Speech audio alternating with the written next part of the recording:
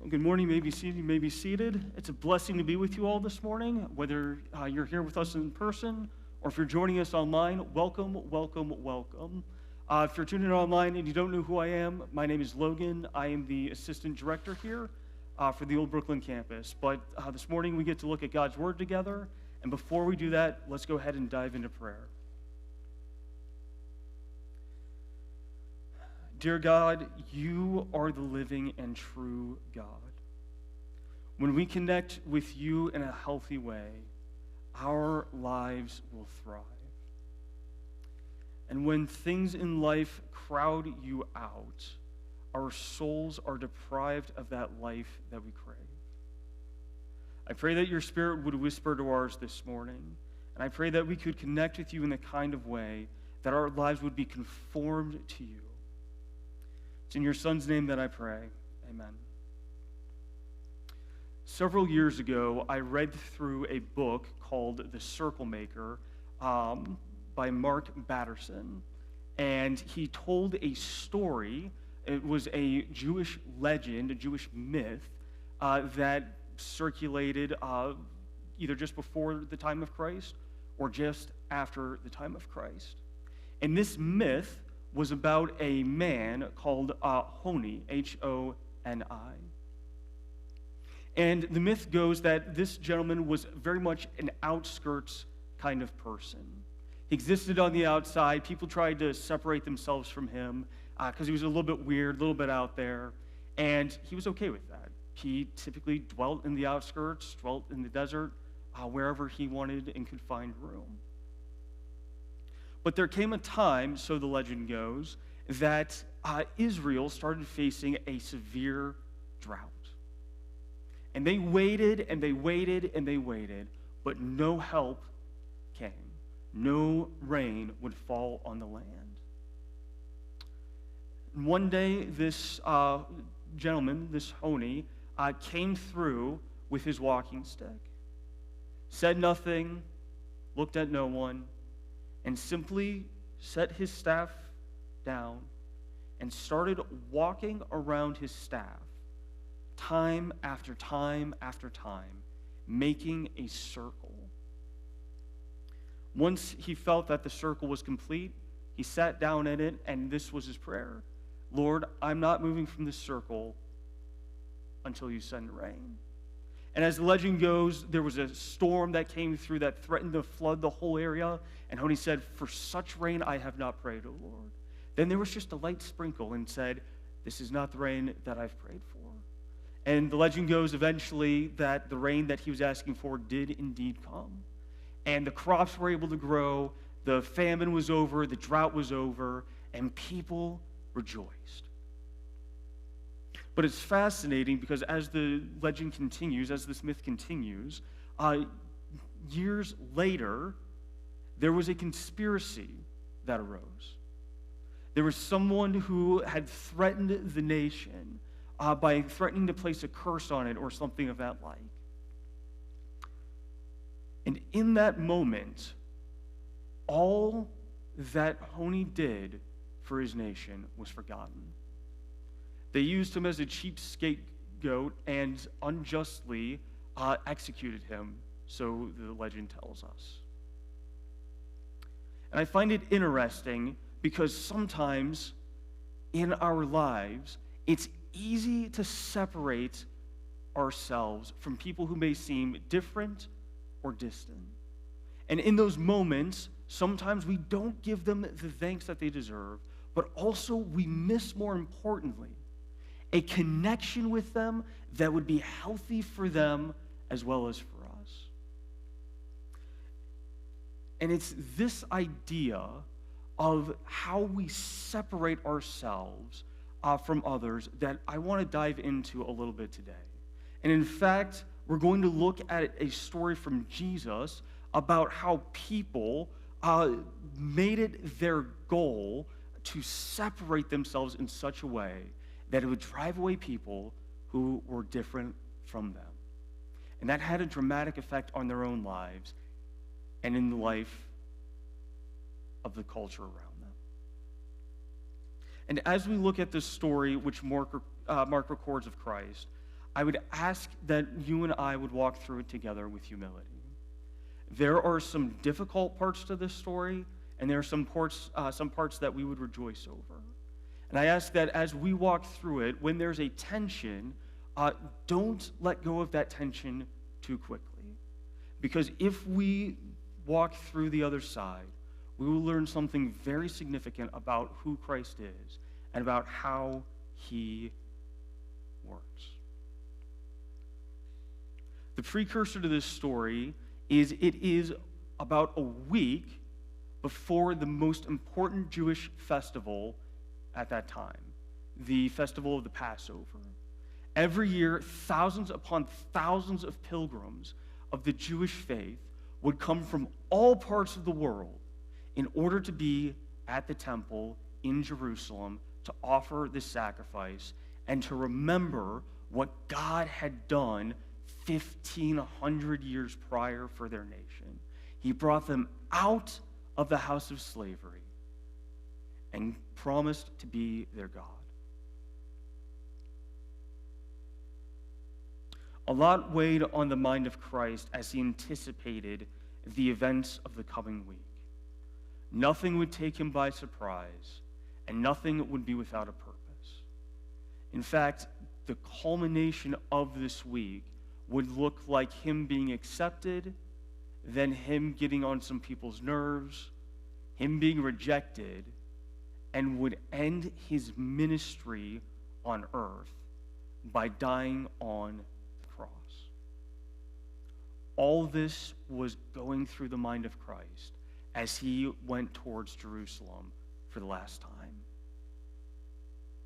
And as he was journeying, he sat down on the Mount of Olives, one of his favorite places to sit when he needed a rest. And he sent two of his disciples to go into Jerusalem and bring back a young donkey for him to ride on into Jerusalem. So the disciples went, got the donkey, brought it back, and they started laying their clothes on it to saddle up this young animal. Jesus hopped on and started riding into Jerusalem. While this has very little symbolic value for you and I today, the image of the anointed one of God meant everything to the people of Jerusalem. In ancient times, it was very common for kings or for emperors to ride into their provinces, to ride into their cities or new places that they had conquered on war horses, displaying their power, their dignity, and their might. War horses were not small animals, they were massive. They were able to take on armies, snorting at the sound of fear, laughing at it. This image of Christ could not be any more different. The one who is called the King of Kings did not ride in on a powerful war horse. He rode in on a young donkey.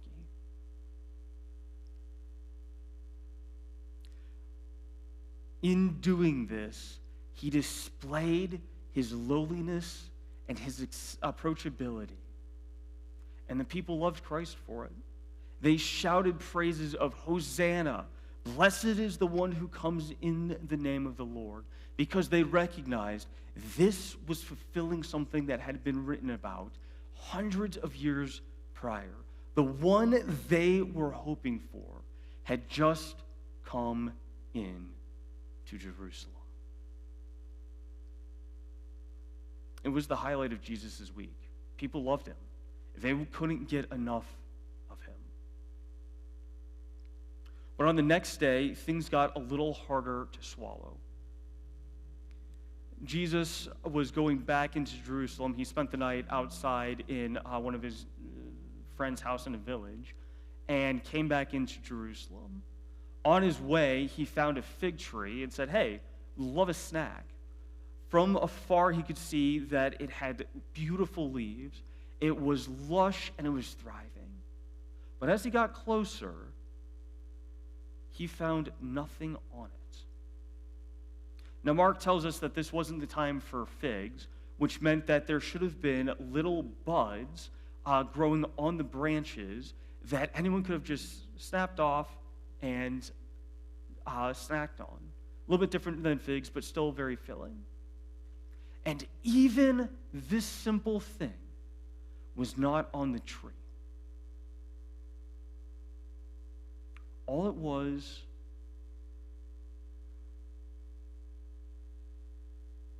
were leaves. And to us, that may not mean much, but if you're a farmer or if you know plants very well, I don't, I just read this week, that means that there was a problem with the tree. Although it had the appearance of life, it was dying on the inside. At that point in time, when a couple months later it would produce figs, there should have been some sign of life other than the leaves. And Jesus found none. And so with something that surprises people, Jesus said to the fig tree, "May no fruit ever be eaten from you again." The disciples kept this in mind, and on the next day when they came back and passed it, they saw that the tree was completely withered from root to the top of the tree. What the reality was on the inside of the tree became the reality on the outside of the tree. Now, this is not a story about trees and how to tell whether they're healthy or not, or what you should do if they're healthy or not. Because there's a story that happens in between these two events that shows a place that Christ was going to, which should have been vibrant with spiritual life. But when he came, although it looked beautiful on the outside, it was devoid of life on the inside. This tree was a symbol of what was happening in the temple. And Mark records this about Jesus' encounter in the temple. Jesus entered the temple, and he began to drive out those who sold and those who bought in the temple. He overturned the tables of money changers and the seats of those who sold pigeons. And he would not allow anyone to carry anything through the temple. And he was teaching them, saying, "Is it not written, 'My house shall be called a house of prayer for all the nations'?" It is, isn't it? But you yourselves have made it a den of robbers.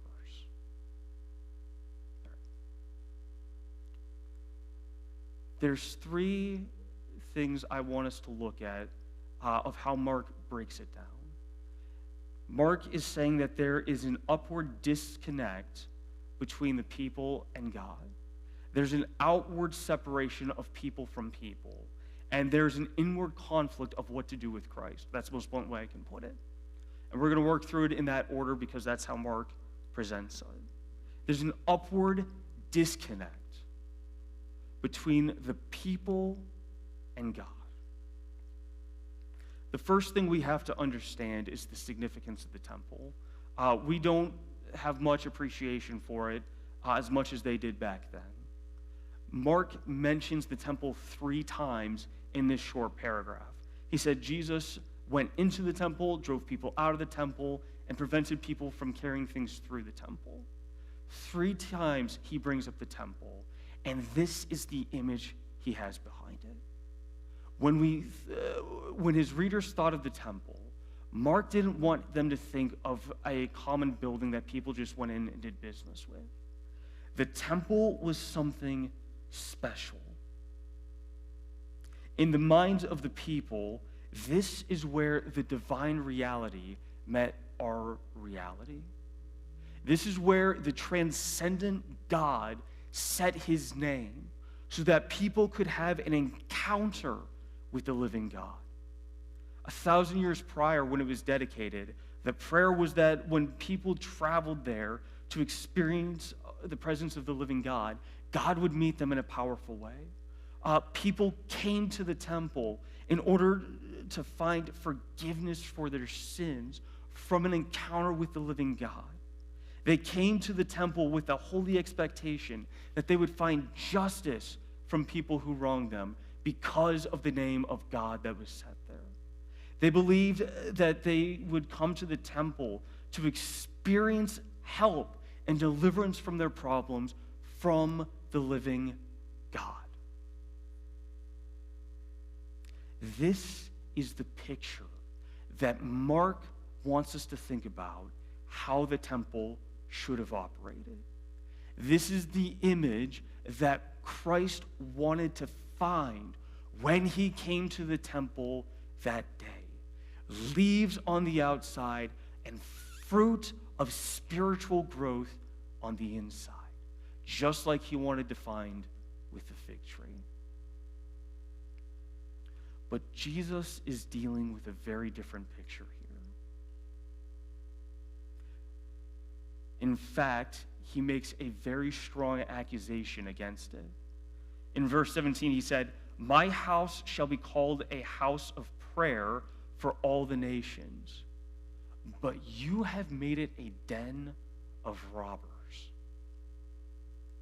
This is strong and harsh language, but we have to understand what was going on at this moment.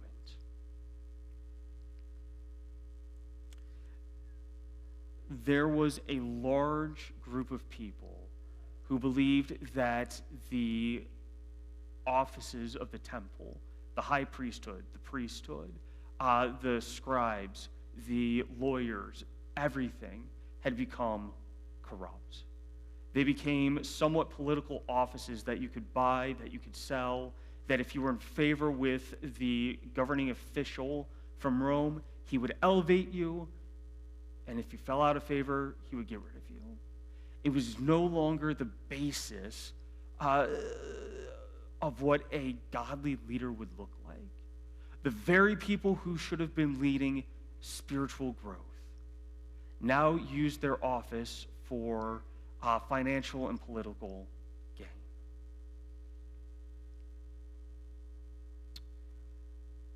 The religious elites allowed a system to be created that oppressed the people who came. All right, the people needed to offer sacrifices when they came to the temple. That's how they dealt with their sin. It covered over their sin. All right. The issue is, as Judaism, as people who believed in the Jewish culture, expanded throughout different territories, it became impossible for them to bring their own animals, their own offerings. So they would take some money from their local currency, go to Jerusalem once a year for this feast, and they would have to buy offerings for their stay. The merchants knew this. And during that time, they would intentionally increase the price of the animals so that they would be paying an exorbitant fee to get a offering that was allowed. The problem is, the further problem is that this was supported by the people in power. The very people who should have been leading the souls of everyone who came there not only okayed this, but partnered with them in doing it. Instead of having them on the outside of the temple, they believed they could get more foot traffic by bringing it inside one of the courts of the temple, and we'll get to that in a minute. And in doing so, they got a cut of what the merchants got. All right. On top of that, people who were local to Jerusalem, when they came, they brought their own offerings. And when their offerings were inspected, it wasn't unheard of for the priest inspecting it to say, "Ooh, yours has a little blemish right here. You can't offer that." But conveniently, just down the street there, we've got an offering just for you. So they would be forced to leave their own offering, pay an exorbitant price for this offering, and use that. It was a scam. And one of the last things that's noted by most people is that, most scholars, is that people outside of Jerusalem had Roman currency. Now, this doesn't sound too bad. It's like, okay, you go from here to Canada, you make an exchange, fine, no big deal. In that time, there was a special currency that you had to use in temple business. If you wanted to offer a tithe, if you wanted to buy one of these offerings, you had to use the temple currency. They saw this as another opportunity to scam people, so they would increase the price at which you could exchange money. They gave a cut to the religious elites, and they kept a cut for themselves. Those were the money changers. The whole thing was a scam. Although this does not make Christ's response easier to stomach, it does help give us a reason as to why Christ responded the way that he did. He was indignant that the place where you could encounter the living God was being treated as no more than a place for a scam by the very people who should have been stopping this in the first place. In fact, we're going to dive into this a little bit more in just a bit. This reaction of Christ overturning tables. I would overturn this table, but I kind of need it, and I don't want to pay for a new one. The sounds that would make, the people who were in the way, everything that went on, that was stemming from a deep-seated love of Christ. Listen to how Dane Ortland puts this. It is Christ's heart of love, not a gleeful exacting of justice, that rises up from his soul to elicit such a fearsome pronouncement of woe. It's easy to see that people were being treated unjustly in this time. And if you or I were there and we saw this and we wanted to do something about it, there would always be something in our own hearts that says, ooh, I hope they get what they deserve. I want to show them just how wrong they are and get back at them and free the people and be the hero. Okay. In Christ's fearsome action, there was no sense of a sadistic joy that he got from driving people out.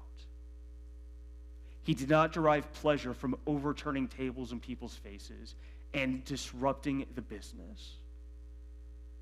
It was his heart that reached out to the people being oppressed that led to this kind of action.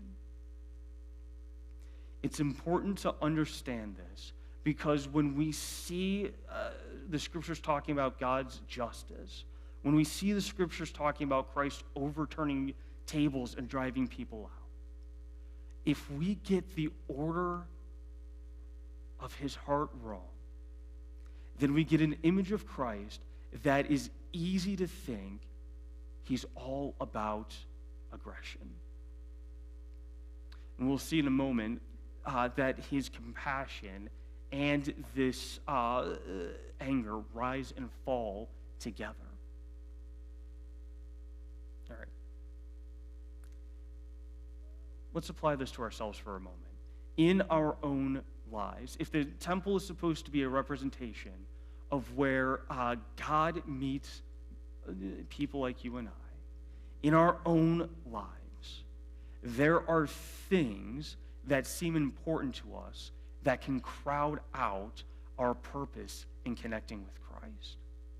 You see, the religious leaders crowded out connecting with God for getting some financial and political gain. Jesus wants to renew in you and I that purpose we were created for. Where there are leaves that make it look like you're thriving, but on the inside your soul feels corrupt and shriveled. What if Christ wants to restore that to full health? What if Christ wants to drive away the things that block our connection, that distract us from connecting with who he is in a healthy way? Let Christ clean the clutter of our souls so that we can reconnect with him in a healthy way. For a little bit of time, it will seem like things are thriving on the outside. But just like the fig tree, there's only so long we can last with that facade on the outside before who we are on the inside starts to bleed through. There was an upward disconnection, but there was also an outward separation that stemmed from this upward disconnection. It was bad enough that the religious leaders and the merchants did everything that we just mentioned, that we just looked at. I haven't told you the full story, though, and I haven't told you the worst of it. You see, by moving it into the temple, there's limited space in the temple. Just like there's limited spots out there in the church, there's limited spaces in here for us to be able to do things. If you bring something in, that means something gets pushed out. And the place they decided to set up their scam, their shop, was what was called the outer court. You see, the temple itself was sectioned off by gates and walls, that way people couldn't accidentally wander in. It was to keep people out. Immediately upon entering, though, this was the place where every person who was of the Jewish faith could be. And in fact, it was affectionately called the court of the nations. If you were a non-Jewish person, this is the only place you could go into the temple to encounter the presence of the living God. In setting up shop there, the religious leaders, the merchants, everyone, not only were they saying, we don't care about the fact that we're scamming you, but they said, we don't care that we are preventing you from worshiping God. In fact, for some of them, not all of them, but some of them, that's what they would have liked. It's been a couple of years since I've gone, but my family and I used to go to the West Side Market every year or so. And if you've ever been, you walk in and you have a very distinct smell. If you walk in the vegetable and the fruit aisle, it has a very fresh smell to it.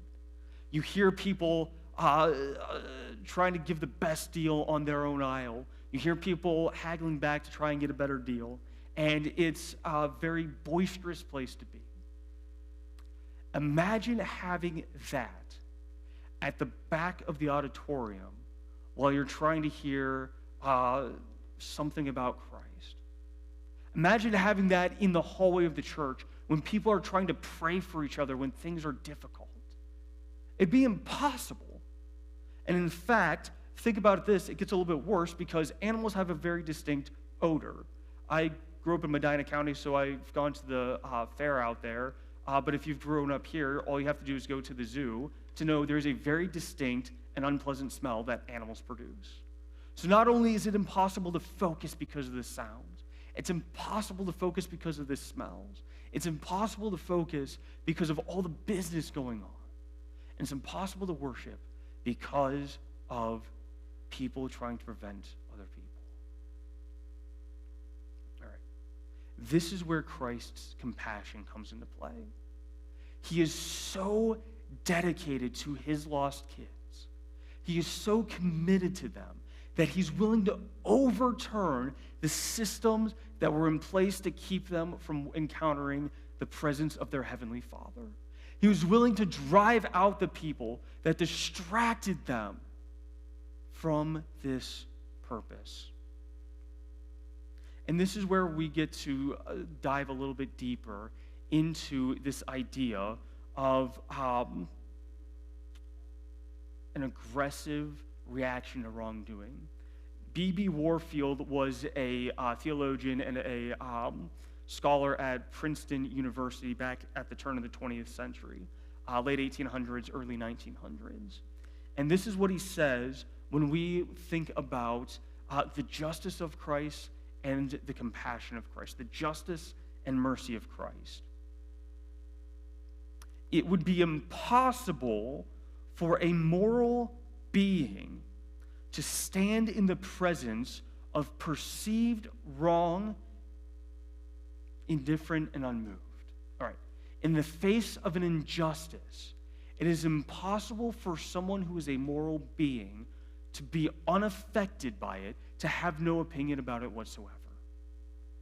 Precisely what we mean by a moral being is a being who is perceptive of the difference between right and wrong and reacting appropriately to the right and to the wrong perceived as such. Okay. To be a moral being, you have to be able to distinguish between right and wrong. And then to be a moral being, you have to respond appropriately to both of those things. The emotions of indignation and anger therefore belong to the very self-expression of a moral being as such, and cannot be lacking to him in the presence of wrong. This is what Warfield is saying.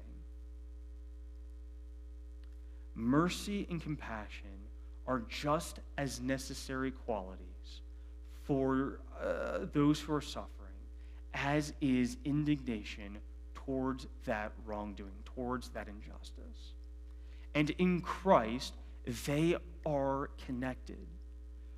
If you are a parent, you're going to connect with this well.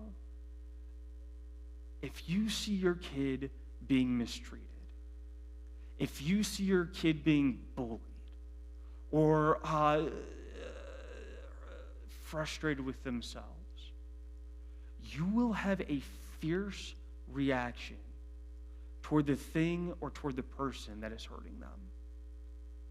It would be unhealthy if your kid was being bullied or being mistreated for you to say, it's okay, throw your hands up in the air and take a step back.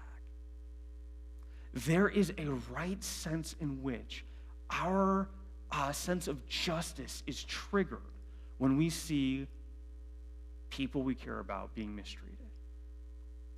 And it stems from not trying to get back at the person who did the wrong, but because we love that person. And this is the way it works with Christ. Because he cared so deeply about those who were far from him, he was willing to go to lengths to remove the injustice from them so they could have a connection with God.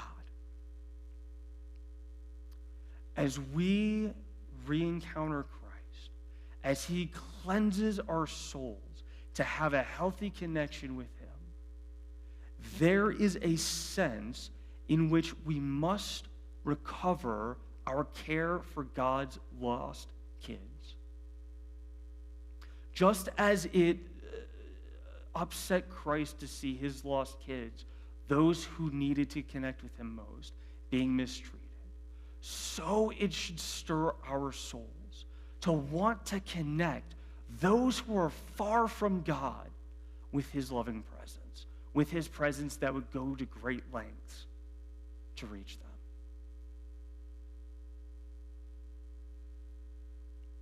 This doesn't mean we change our beliefs to reach people, but it does mean that we don't let our beliefs, our systems, the way we do things, we do not allow those to become barriers for people to encounter the presence of Christ.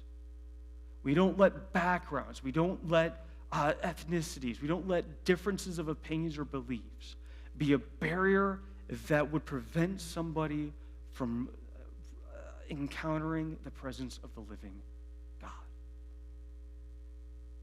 As a church and in our own lives, where can we help connect God's lost kids to his loving presence?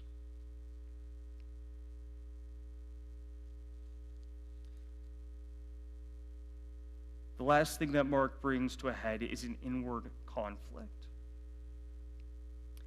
All of this begins with an inward change in our attitude towards Christ. The external triggers can motivate us and encourage us towards action, but that tends to last only temporarily. It is only through a deep internal encounter with Christ that will change us and shape us permanently.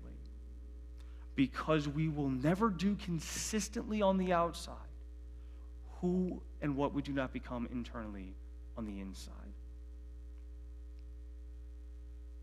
Mark records something that I actually just learned this week that no other gospel records. In verse 16, he says, Jesus would not allow anyone to carry anything through the temple.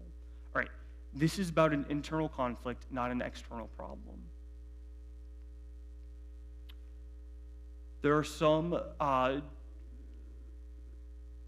pieces of history that tell us, and this is what Jesus is referring to, that people would use the temple itself as a shortcut from this city to the outside, to the Mount of Olives. I don't know if Ridge Road is still under construction or not by 480, but I used to, it seems like somebody's laughing, they know. I would always use Memphis to Tiedemann to bypass Ridge to get to 480 to go home, because Ridge is a mess, and I just refused to sit there for half an hour to get on the bridge. Okay.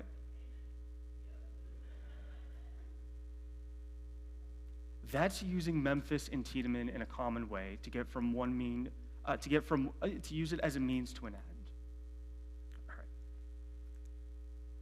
The people who were transporting things from one end of the temple to the other were treating the temple, the place where they should have been encountering the presence of God, as a shortcut, as a means to an end. Instead of going to encounter the presence of God, they said, "Hey, God, what's up?" and kept going. Christ said, that's not how your spiritual life should be. Our spiritual life should not be a shortcut, a means to an end, using God as a genie or a divine vending machine to give us whatever we want.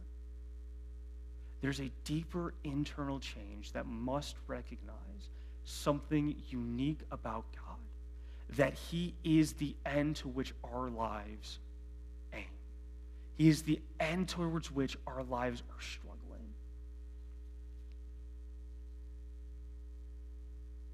How we treat Christ, either as a shortcut to what we want or as the end of our lives, becomes apparent in what happens next. After Jesus overturns the tables and says, "You have made my house a den of robbers," this is the response that Mark records.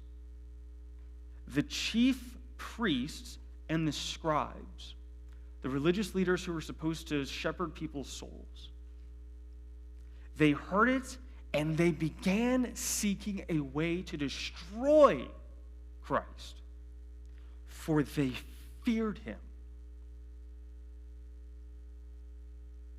One of the responses to hearing about Christ is that he is the end goal, not the means to the end, can be a bitterness, a contempt, or a fear towards him. They wanted nothing to do with Christ. They believed that all their power, their status, everything they had worked so hard for would come crashing to an end if Christ became the authority in their lives. And they resented him for it. But there was another more beautiful response that comes from some people in the crowd. All the crowd was astonished at his teaching. And this word astonished can also mean, more accurately, amazed.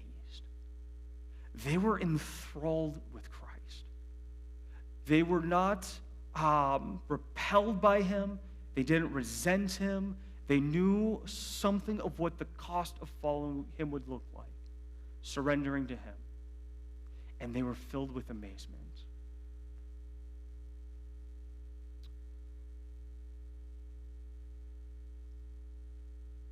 I wonder, when we encounter Christ, there's an internal conflict.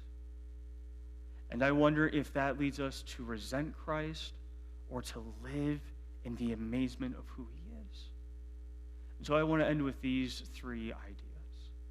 One, we have to reconnect with Christ in a healthy way. Christ wants to clear the clutter from our souls, to remove whatever it is that distracts us from him. And I wonder if we would be willing to partner with him in that, to not let things get in the way of living in a healthy relationship with him. Christ wants to renew us so that we live in the amazement of Christ. Does who he is astound us? Does it make us want to grow more deeply connected with him? Or are we okay staying on the surface level? And as we reconnect with Christ in a healthy way, as we learn to live in the amazement with Christ, I wonder if we would be willing to share the amazement of who Christ is with God's lost kids. Our dear Heavenly Father, I am overwhelmed by the lengths you took to welcome home your lost kids. That you would reach out to each individual in such a way that you would remove everything that separated them. In our own lives, we recognize that you separated all the barriers that kept us from you. You made a way through the gift of your Son for us to have a healthy connection with you. Dear God, I pray for myself and I pray for my friends who are here and who are watching online. I pray that you would remove everything in our hearts, everything in our lives that detracts us from recognizing you and from connecting with you. I pray that we would live in such a way that we would learn to be amazed with who Christ is. And I pray most of all that we could remove the barriers that prevent your lost kids from experiencing and encountering the living and true God. And I pray that we could share the wonder and the excellency of Christ with them in a way that is compelling. And I pray that Christ would be glorified on account of this all. Dear God, we love you and we thank you and we trust you.